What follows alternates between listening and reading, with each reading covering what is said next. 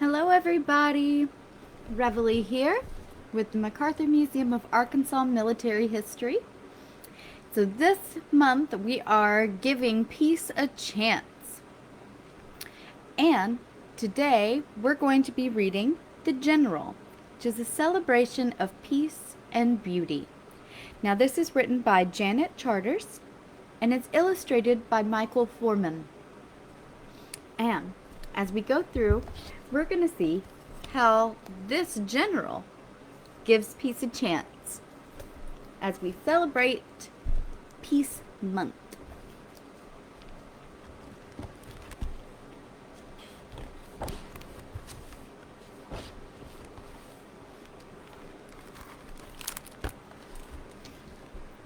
There once was a general. He is very well decorated, as you can see.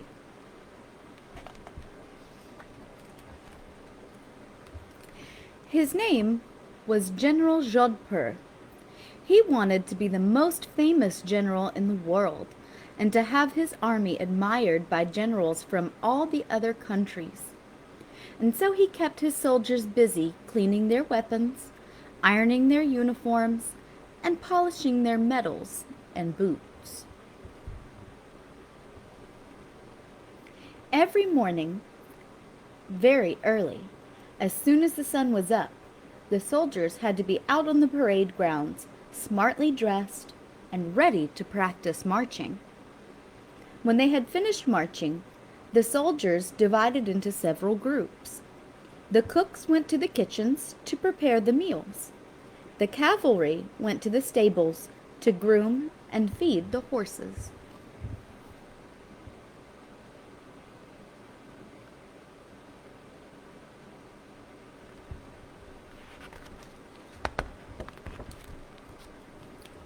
The other soldiers went to the rifle range to practice shooting, and the officers made sure that the men did their jobs correctly. In the evening, when the camp was quiet, General Jodhpur liked to sit up late and read about other generals and the famous battles their armies had won. How he longed for the day when he and his army would be so famous that a book would be written about them.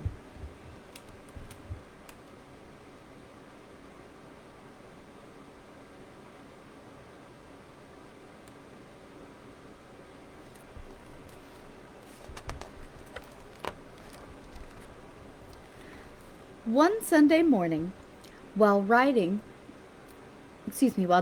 Jodhpur was riding in the country on his big white horse, a bright red fox ran across the path. The horse was so frightened that it reared up, threw the general to the ground, and galloped off into the forest.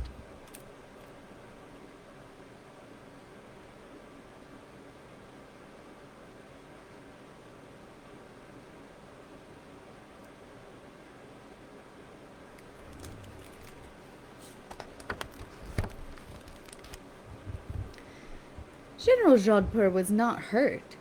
He landed on some soft grass. The grass was so soft and smelled so sweet that, to his surprise, the general found that he did not want to move. He picked a blade of grass, put it between his teeth, and lay back in the warm sunshine. After a long time, he decided that he ought to be getting back to camp. Reluctantly, he got to his feet and set off at a brisk march. Although he had ridden along the path many times, he now noticed things he had never seen before, because he was always going so fast.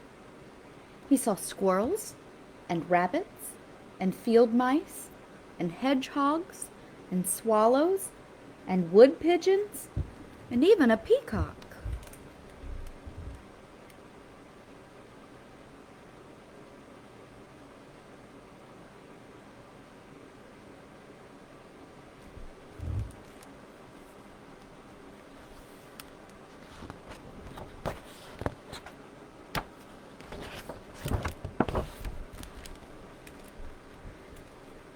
He heard the birds singing. All at once, the general came upon a field of beautiful flowers. Never had he seen such a wonderful sight. There were more kinds of flowers than he had ever imagined, and more colors than any artist had ever dreamed of.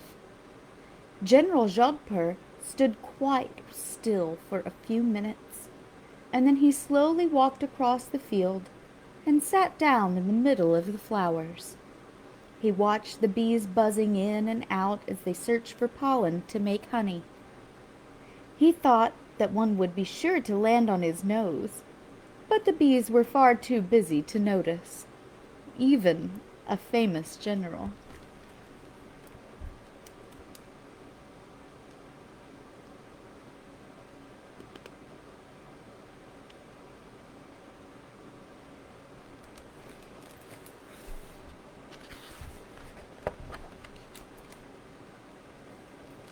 Here he is amongst all the beautiful flowers. And we can see our little busy bee buzzing around.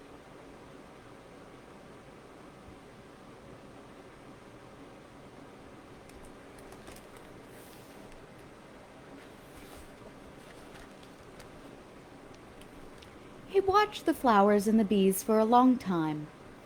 How peaceful it was. Why had he never noticed these things before? When at length he got up, he was dismayed to see that he had been sitting on some of the flowers. It looked sad and droopy. He did not want to leave the flowers, but he had to get back to his soldiers. He decided to pick 2 flowers.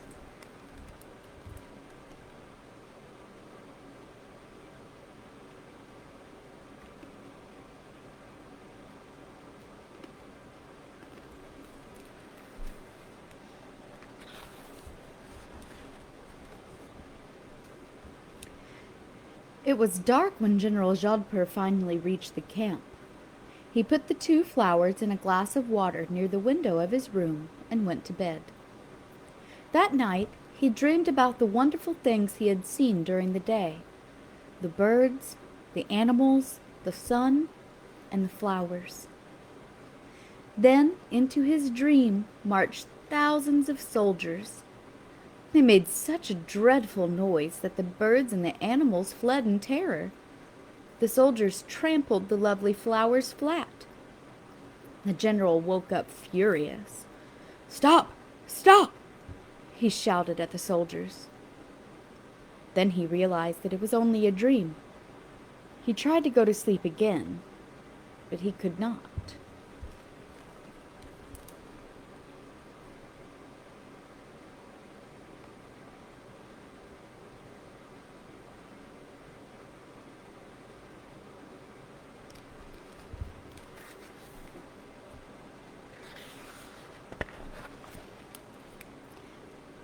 He knew that he and his soldiers must have marched over thousands of beautiful flowers and frightened small animals many times.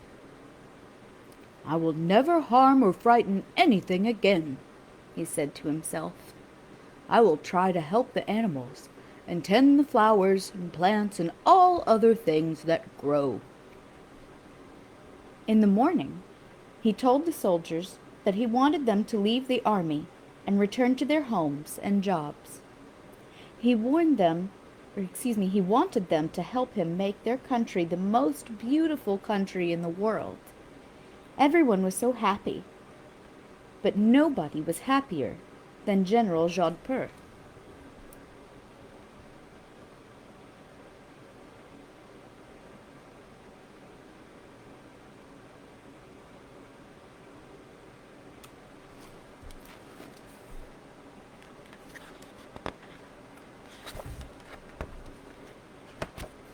The farmers started to plow their fields and sow seeds for the next harvest.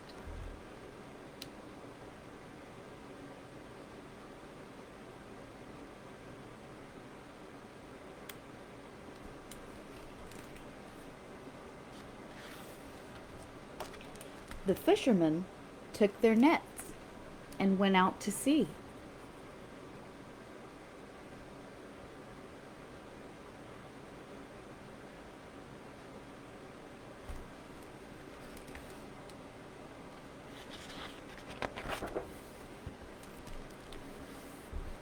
The general ordered the builders to turn the army camp into a lovely city, with shops and schools, and to build parks where children could play.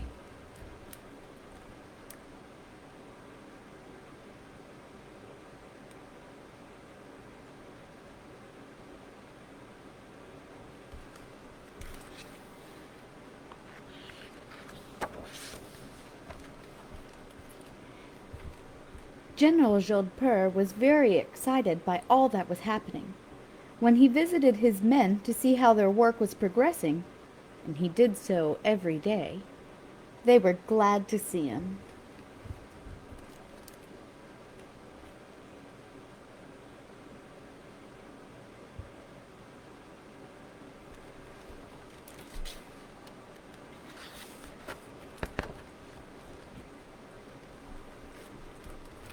Each day, he also went to the place where he had first seen the flowers. It was winter time now, and the flowers were no longer there, but he liked to look at the field where they had been, and to feel the earth with his hands. He knew the flowers would be back in the springtime.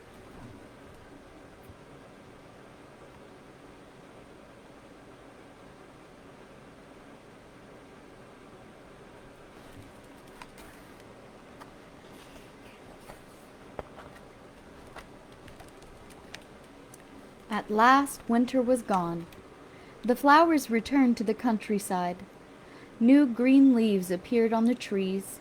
The seeds that the farmers had sown began to thrust their shoots through the soil. The corn grew tall and green. Fruit ripened in the orchards. Every morning the fishermen sang as they took their boats out on the shining sea.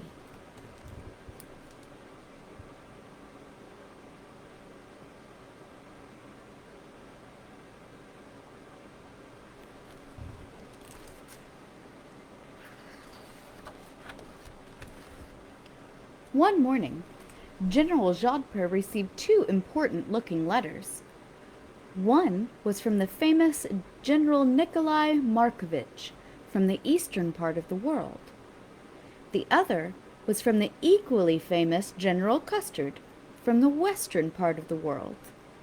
Both generals wanted to see for themselves the strange things they had been told were happening in General Jodhpur's country. General Jodhpur at once invited them to visit him and to inspect his country. When General Nikolai Markovitch and General Custard arrived, they were greeted by General Jodhpur and a brass band. Then General Jodhpur proudly took the visitors all over his country.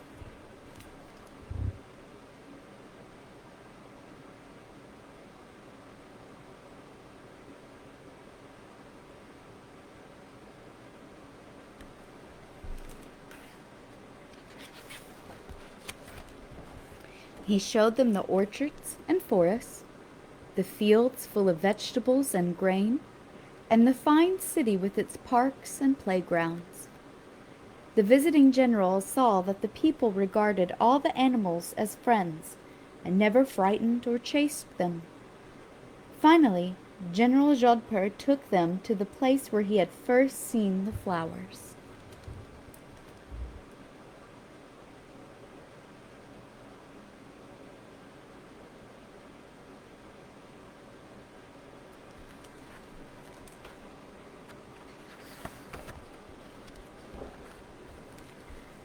The fields for miles around seemed to be covered with a blanket of a million colors. The three generals sat down, carefully, so as not to damage any of the flowers, and smiled at one another. "This is a wonderful idea," said General Custard. "You have made your country the most beautiful in the world. And your people are certainly the happiest," added General Nikolai Markovitch. And together they said, "General Jodhpur, you are the most famous general in the whole world."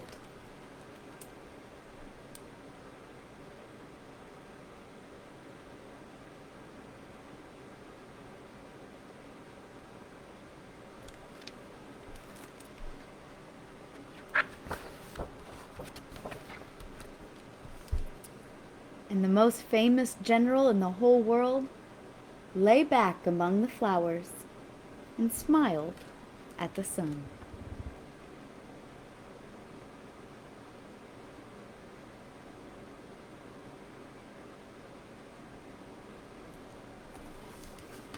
The end.